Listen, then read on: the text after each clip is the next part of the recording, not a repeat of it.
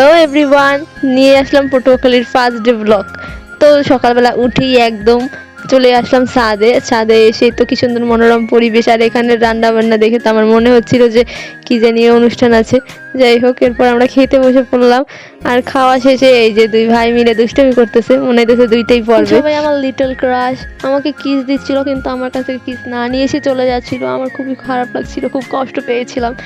দেন স্নান করে চলে আসলাম খেতে, আর এখানে আমরা খাচ্ছিলাম। কিন্তু খেতে খেতে ভাবলাম এখানে পোলাও নেই, যেটা আমার অনেক পছন্দ। দেখি এর পরের দিন পোলাও হয় কিনা। তো এরপর আমরা চলে যাচ্ছি একটু বাইরে ঘুরতে। এখানে এসেই এই রাস্তাটা আমার খুব ভাল লাগে, এখানে আমি আরও একবার এসেছিলাম। তো এখানে আস্তে আস্তে সবাই কি দেখি মিঙ্গেল, আর আমি একাই কেন জানি সিঙ্গেল। যাই হোক, এরপর সবাই মিলে একটু খেতে চলে আসলাম। নাকি গরিবের নাচস পাওয়া যায়, এজন্য সেইটাই অর্ডার করলাম। কি করব বলেন, টাকা পয়সা তো আর নাই। এখানে আসতেই কতগুলো টাকা খরচ হয়ে গেছে, আজ একটু গরিব বলে এগুলো খাচ্ছি। বড়লোক হলে তো রেস্টুরেন্টেই যেতাম।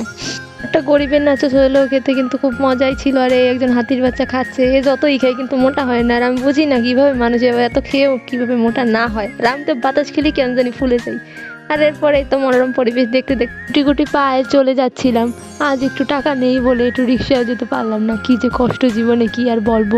বাসায় এসেই দেখি আবারও খাবার পিঠা। এই পিঠাগুলো দেখতে যেমন সুন্দর ছিল, খেতে অনেক বেশি টেস্টি ছিল। দেখতেই পাচ্ছেন কতগুলো ক্ষীরা। তো এই আমি খাচ্ছিলাম, আর এই ও খাচ্ছিল।